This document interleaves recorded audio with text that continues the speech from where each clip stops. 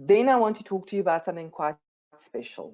It's called Kaizen, which means good change. Now, this is a Japanese business philosophy, which encourages people to seek constant improvement.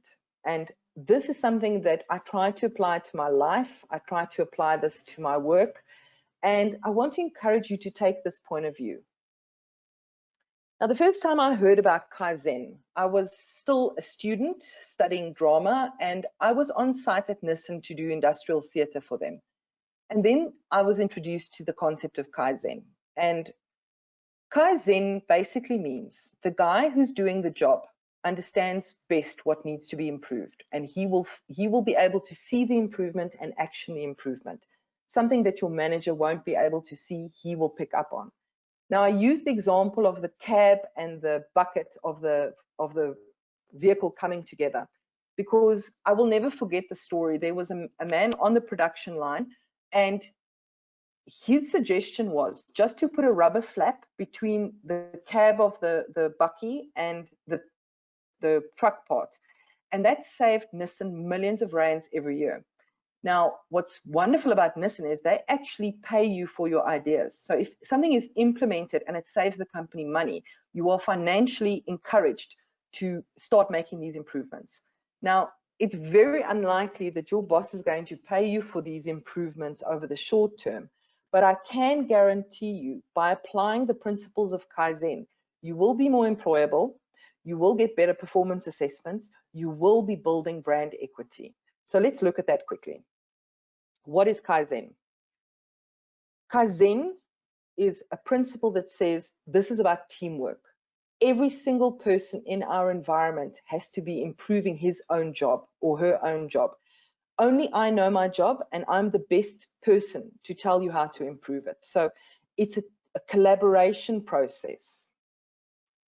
It's all about your processes and systems. So anything that can be streamlined or changed or improved in your office can be exposed to this Kaizen concept. It's about small incremental but ongoing changes. So it's not about big revamps or big rebuilds. It's about the small things that you notice. And remember, I said to you, when you start looking for those core issues, those root causes of problems, the things that slow you down, the things that irritate you and make your life difficult, and you start focusing on those to improve, that's how this works. Kaizen is about eliminating waste. And for me, there's a reason why I've made this in bold, because I think we waste so much time, so much energy on things that are not adding a great deal of value in our lives. So look at how you can eliminate wasted time and resources in your own work environment. This is about evolution, not rebuild. This is not about throwing your process out the window. This is about looking for those improvements. Kaizen is low risk and inexpensive. So when you're trying to sell this idea to your executive, there is very little risk involved because it's small changes. It's not usually big budget changes.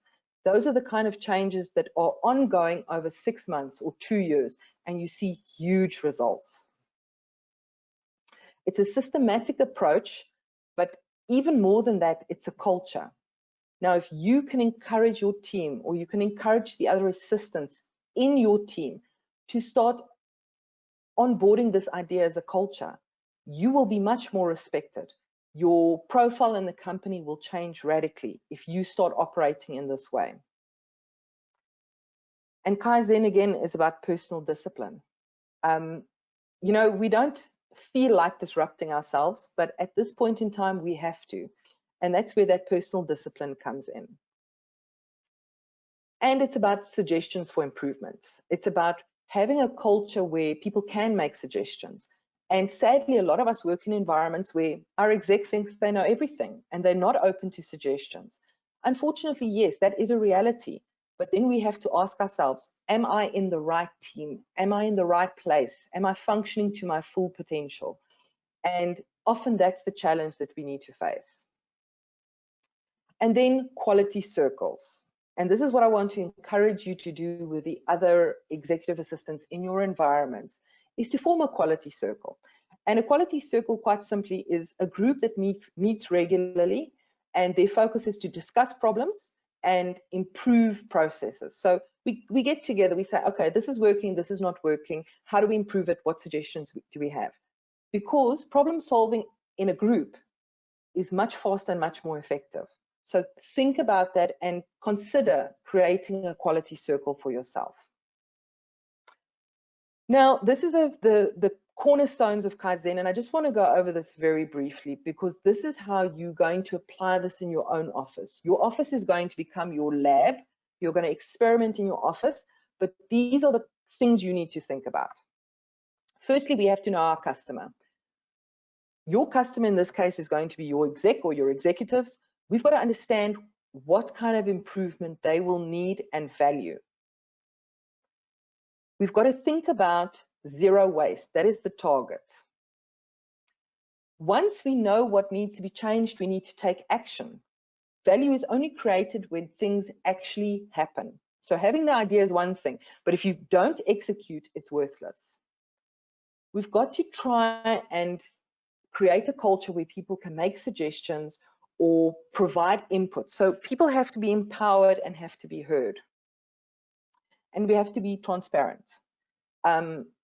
We've got to talk about what can be measured. And it's very difficult as an assistant when we do our performance assessments, because how much of my production can be measured? I want to suggest to you that you look at a customer satisfaction survey type intervention where, yes, you are rated on your KPIs, but you send out that customer satisfaction form to your major stakeholders, because it's going to give you a much more fair assessment of what you are actually doing in your office. And that brings about pure improvement. Everyone, everywhere, every day. And that should be what we are focused on. Even if I can't change the office culture, I can change how I'm operating. And that is the kind of thing that boosts your brand, gets you noticed, gets you the promotion, gets you the salary increase. So how do we apply this? We've got to focus on the 3 Ps: production, preparation, and process. We've got to actively seek improvements, pay attention, observe. We've got to use our offices as a workspace to experiment. We've got to use our offices as a lab. Problems will point you to your opportunities. So pay attention to problems. Nobody likes problems, but problems point you to that next thing that you can streamline. We've got to ask questions and not accept blindly.